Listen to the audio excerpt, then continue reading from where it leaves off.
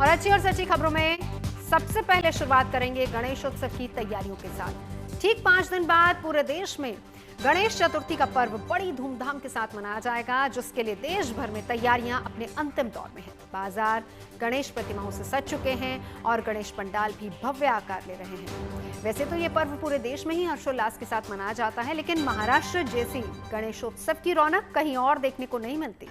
तो आज हम अपनी इस रिपोर्ट में मुंबई के कुछ नामी गणेश पंडालों की तैयारी आपको दिखाते हैं।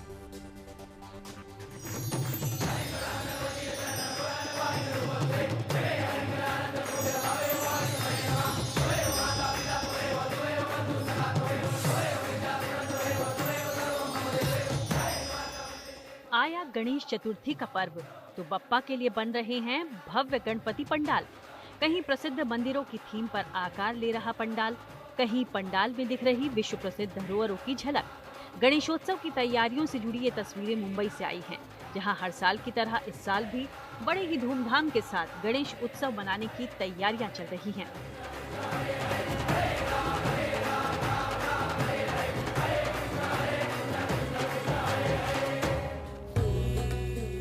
मुंबई के सभी नामी गिरामी गणेश पंडाल विघ्नहर्ता के स्वागत के लिए अलग अलग थीम पर पंडाल बना रहे हैं, जिनमें एक है खेतवाड़ी का गणराज गणेश मंडल, जो दक्षिण मुंबई के गिरगांव इलाके का एक प्रसिद्ध गणेश मंडल है, जहां हर साल अलग अलग थीम पर गणेश पंडाल बनते हैं। इसी कड़ी में इस बार यहां आने वाले भक्तों को विश्व के प्रसिद्ध स्थलों की झलक देखने को मिलेगी। मैं मौजूद हूं इस समय दक्षिण मुंबई में खेतवाड़ी गली नंबर 12 और सालों से यहां पर बहुत ही भव्य तरीके से गणेश उत्सव मनाया जाता है। ऊंची प्रतिमाएं स्थापित की जाती हैं। क्या कुछ खास है इस बार इस पंडाल द्वारा, ये जानने की कोशिश करते हैं। मंडल के अध्यक्ष रंजीत माथुर हमारे साथ में इस समय मौजूद हैं, साथ ही साथ भास्कर भी हैं। आपसे शुरू करते हैं। इस बार जो खबर है वेस्टर्न कल्चर आप दिखाने वाले हैं, किन किन देशों का समावेश होगा, क्या खास क्या था करके हर साल हम लोग एक पैलेस बनाते थे, कभी मंदिर बनाते थे। ये हर साल आज 67 ईयर्स हम लोग का चल रहा है, तो यही वही हो रहा था। कुछ नयापन लाए। अब नयापन लाने के हिसाब से फिर हम लोग ने बोला कि थोड़े रोम के डिज़ाइन ले ले, थोड़ा यूरोप का ले ले, फिर स्टैच्यू ऑफ लिबर्टी अमेरिका का ले लिया। इस तरीके से इसको थोड़ा चेंजेस कर रहे हैं हम लोग, और कुछ नहीं है।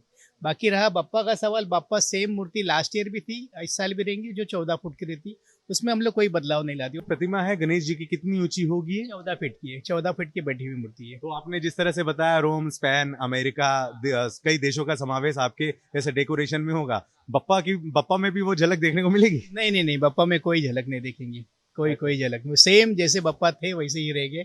जो गए साल हम लोग एक फिक्स डाई है और वो एकदम सेपरेट मूर्ति है, जो सबसे लुक्स एकदम अलग लुक कहलाती है।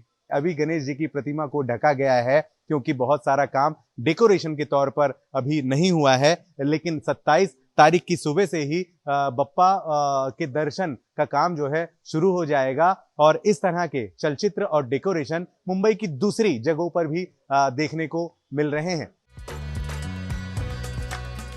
नामी गिरामी गणेश पंडालों की इस फेहरिस्त में अगला नंबर लाल बागचा राजा का है, जिन्हें मन्नतों का राजा भी कहते हैं, जिसकी स्थापना साल 1934 में लालबाग बाजार क्षेत्र के श्रमिकों ने की थी।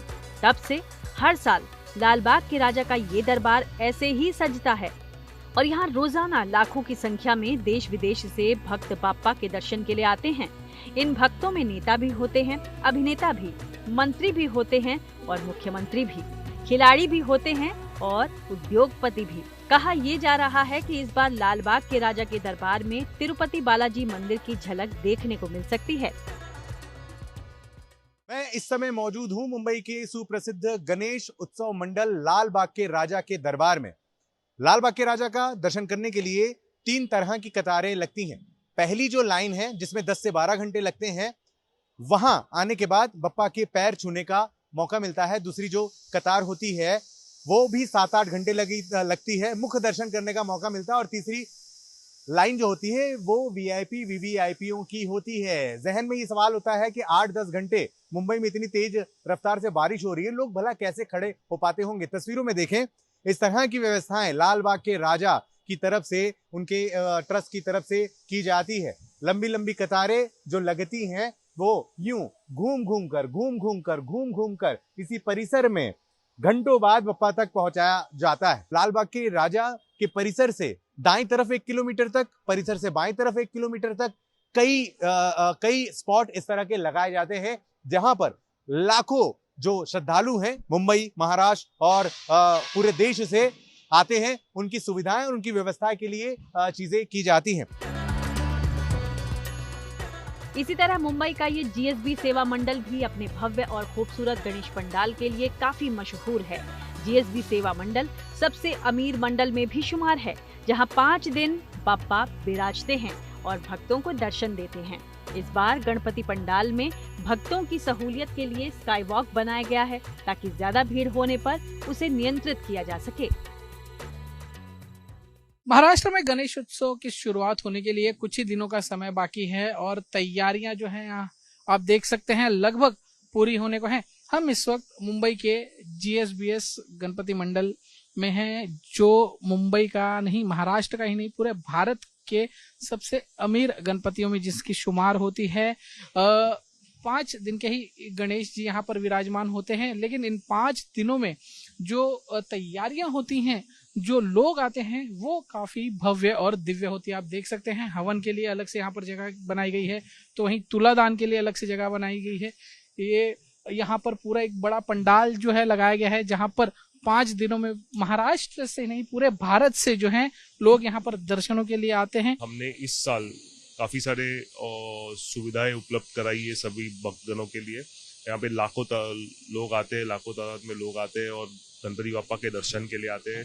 उनके लिए हम लोग ने अलग स्काई वॉक की तौर से यहाँ पे एंट्री रखी हुई है और हम एकदम साइंटिफिक वे से जितने लोग इस पंडाल में रह सकते हैं उतने ही लोगों को अंदर छोड़ के उनकी सुविधाएं यहाँ पे 22 मिनट के अंदर दर्शन हो।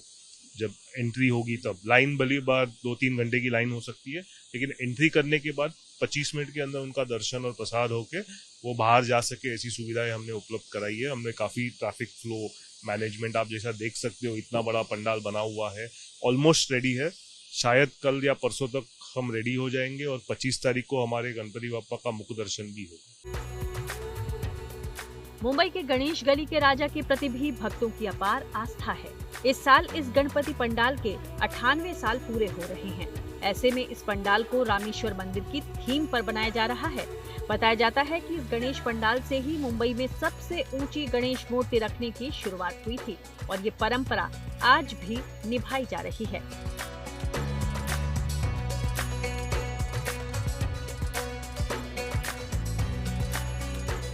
हम इस वक्त मुंबई का राजा पंडाल में खड़े हैं, जहां पर आप देख सकते हैं तैयारियां जो है युद्ध स्तर पर शुरू हैं।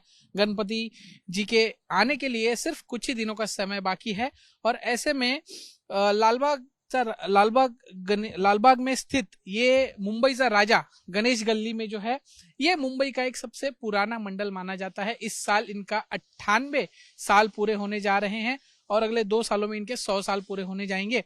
मुंबई में इसकी शुरुआत 98 साल पहले हुई थी और मुंबई में सबसे बड़ी मूर्ति और गणपति जी के माध्यम से अपनी बात रखना या एक मैसेज कन्वे करना या जैसा कि हम कहते हैं डेकोरेशन की शुरुआत जो है यहीं से हुई थी। हमारे साथ हैं इस पर बात करने के लिए इस मंडल के अध्यक्ष किरण जी। सर, सबसे पहले तो 98 साल है, तैयारियां अभी भी हम देख रहे हैं जोरों शोरों से शुरू हैं। इस साल की क्या थीम होगी और किस तरीके से तैयारियां शुरू हैं?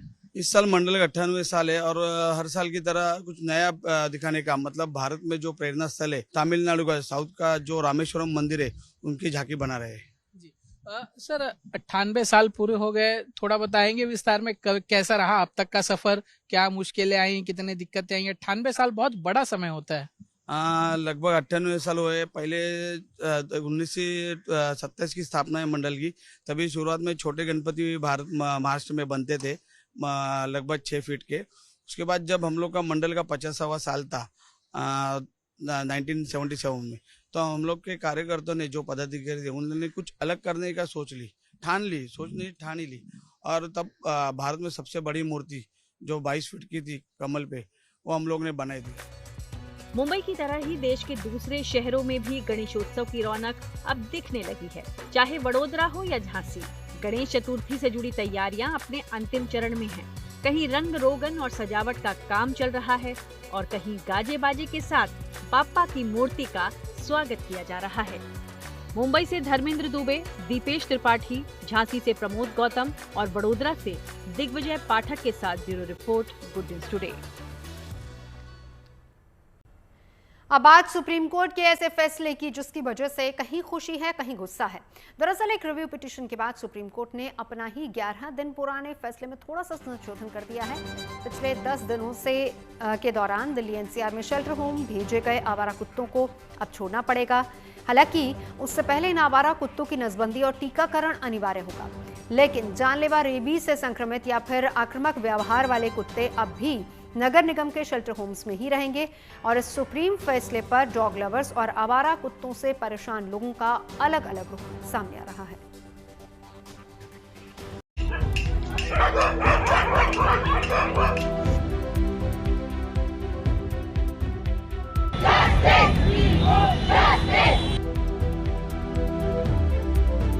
आखिरकार डॉग लवर्स की प्रार्थना भोलेनाथ ने सुन ही ली। नोएडा के सेक्टर 55 में शक्तिपीठ मंदिर में 9 दिनों से चले आ रहे हवन पूजन का फल मिल ही गया।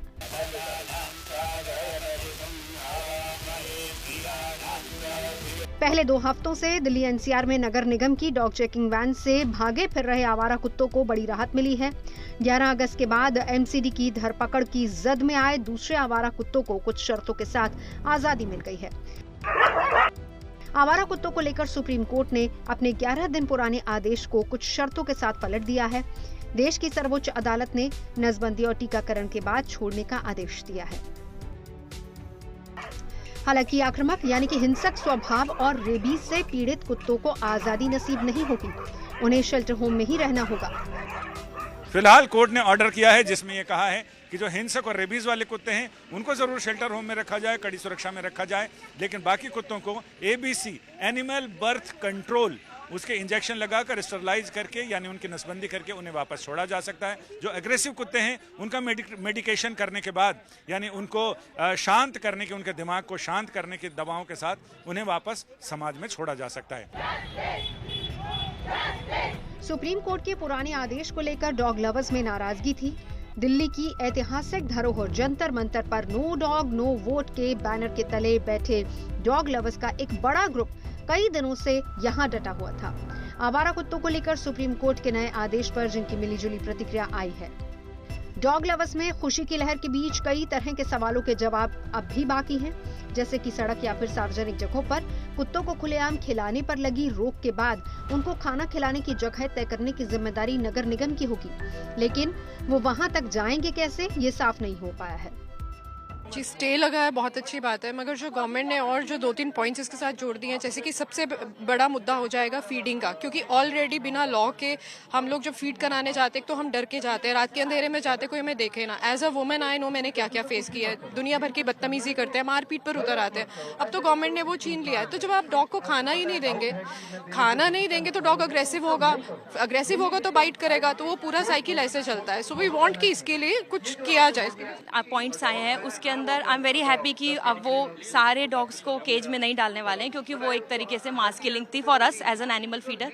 बट जो एग्रेसिव डॉग की टर्म्स में जो भी कुछ मिसअंडरस्टैंडिंग है या मिसकम्युनिकेशन होगा वो नहीं होना चाहिए, क्योंकि अगर एग्रेसिव डॉग है तो हर कोई एग्रेसिव अब काउंट हो जाएगा। डिफरेंशिएट कैसे किया उसको ऐसे करना चाहिए कि अगर कोई डॉग को हेल्प की ज़रूरत है, कोई ज़्यादा एग्रेसिव शो हो रहा है, काट रहा है, गुस्सा कर रहा है रिपीटिवली नंबर ऑफ टाइम्स, तो हम उसको मेडिकल एड दे सकते हैं। ये नहीं कि किसी ने थोड़ी सी भी मदद थोड़ा बार किया और उसी बात में बोल दिया एग्रेसिव है और कॉल चला गया। आई थिंक ये जो फैसला है ये बहुत ही मतलब ऑब्वियसली एक पार्ट हम उसके लिए खुश है कि जो भी डॉग्स हैं उनको स्टेरिलाइज करा जाएगा और रिलीज करा जाएगा। एंड अगर आप पब्लिक फीडिंग ही बैन कर दोगे तो हम खाना कैसे खिलाएंगे, वो डॉग तो वैसे ही मर जाएगा।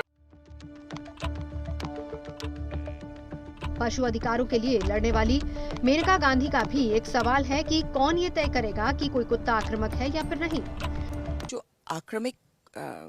आक्रामक कुत्ते हैं वो एक ग्रे एरिया है कि हम फैसला करें कि आक्रमण क्या होता है। क्या मान लो आपने कुत्ता रखा अपने घर में और वो सो रहा है और आपने उसको आपकी गलती से आप उसके ऊपर से गिर गए और उसने आपको काट लिया, क्या वो आक्रामक कुत्ता है?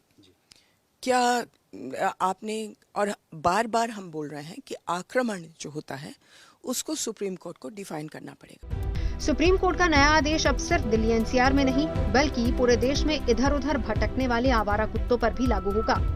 इस बीच आवारा कुत्तों के हिंसक हमले, उनसे होने वाली जानलेवा बीमारी रेबीज और यहाँ तक कि मौत से परेशान लोग सुप्रीम कोर्ट के फैसले से सहमत नहीं दिखे। सुप्रीम कोर्ट का जो फैसला है, मैं इससे पूरी तरह से सहमत नहीं हूँ। ये बहुत अच्छा फैसला है, इसमें कोई डाउट नहीं है कि ये जो डॉग लवर्स है या जो स्ट्रीट डॉग्स है, जो आवारा कुत्ते हैं जो 24 घंटे स्ट्रीट में घूम रहे हैं और सब लोगों के लिए ये डेंजरस बन चुके हैं, चाहे वो यंग जनरेशन हो, चाहे वो बच्चे हो खेलते हुए, चाहे वो आपका बूढ़े लोग हो, एक्चुअली एजेड पर्सन हो, उनके लिए बहुत डेंजरस कंडीशंस हो चुकी है। फैसला कुछ समझ से बाहर है, हमारी समझ में तो है, क्योंकि आप कैसे जजमेंट कर सकते हो कि कौन सा कुत्ता काटेगा और कौन सा कुत्ता नहीं काटेगा। ऑर्डर आया है, इससे हम बिल्कुल संतुष्ट नहीं है। इसका जो पिछला ऑर्डर था वो बिल्कुल अच्छा था। सारे जो भी आवारा कुत्ते हैं उनकी जगह केवल और केवल शेल्टर होम में होनी चाहिए, क्योंकि आदमी जब भी घर से बाहर निकलता है उसको से एक सुरक्षित माहौल मिलना चाहिए कि मैं जा रहा हूँ, कम से कम मैं सुरक्षित हूँ, या बच्चों को लेके जा रहा हूँ तो बच्चे को मेरे को कुत्ता काटेगा नहीं। कुत्ता सड़क पर खड़ा होता है और आदमी देख करके रास्ता बदल देता है। सुप्रीम कोर्ट ने अपने फैसले में ये कहा है कि जो भी डॉग लवर या फिर एनजीओ इस मामले में दखल के लिए सर्वोच्च न्यायालय आते हैं तो उनको सुप्रीम कोर्ट की रजिस्ट्री में कुछ अमाउंट जमा करना होगा।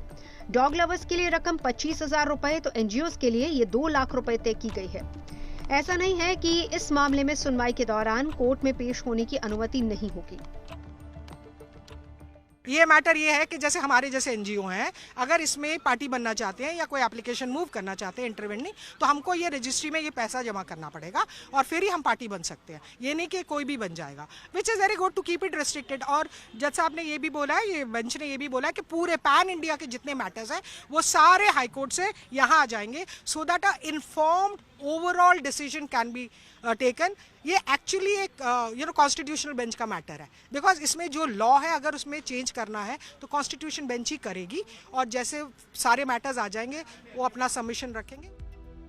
इसी महीने की 11 तारीख को दिल्ली में रहने वाले ज्यादातर आम लोगों ने उस समय राहत की सांस ली थी जब दिल्ली एनसीआर की सड़कों पर दिखने वाले आवारा कुत्तों को फौरन पकड़ने और उनके लिए शेल्टर होम बनाने का निर्देश दिया था। सुप्रीम कोर्ट के इस फैसले से पीड़ित लोगों में आवारा कुत्तों के आतंक से मुक्ति की उम्मीद जगी थी। हालांकि 11 अगस्त के इस फैसले से हैरान परेशान डॉग लवर्स ने हंगामा और विरोध प्रदर्शन शुरू कर दिया, जिसके बाद चीफ जस्टिस BR गवई ने पुराने फैसले के रिव्यू के लिए मामला 3 जजों की स्पेशल बेंच को भेजा, जिसने आज नगर निगम की गिरफ्त में आए सैकड़ों कुत्तों को छोड़ने का आदेश दे दिया। लेकिन उससे पहले दिल्ली में सभी आवारा कुत्तों को पकड़कर उनकी नसबंदी और टीकाकरण किया जाएगा। नगर निगम को ये भी आदेश दिया गया है कि उन्हें जहां से उठाया गया है उसी इलाके में छोड़ा जाए। रेबीज से संक्रमित और आक्रामक कुत्तों को सड़कों पर छोड़ने की छूट नहीं होगी। सड़क या सार्वजनिक स्थानों पर कुत्तों को खाना खिलाने की परंपरा पर रोक लगे और इसके लिए नगर निगम को कुत्तों को खिलाने के लिए फीडिंग पॉइंट्स यानी कि अलग से जगह बनानी होगी। आवारा कुत्तों को लेकर सुप्रीम कोर्ट का ये आदेश अब पूरे देश में लागू होगा। अगली सुनवाई 8 हफ्ते बाद अक्टूबर में होनी है, जिससे पहले देश के सभी हाई कोर्ट में इससे जुड़े तमाम लंबित मामले सुप्रीम कोर्ट में ट्रांसफर हो जाएंगे। तब तक सुप्रीम कोर्ट के मौजूदा फैसले से कहीं खुशी कहीं गम वाला माहौल है। दिल्ली से संजय शर्मा और शिवानी शर्मा के साथ bureau report, good news today. खबरें सच्ची होनी चाहिए, अच्छी खुद ब खुद लगती हैं। Navjot Randhawa signing off. आप सुनते रहिए गुड न्यूज, देखते रहिए गुड न्यूज टुडे।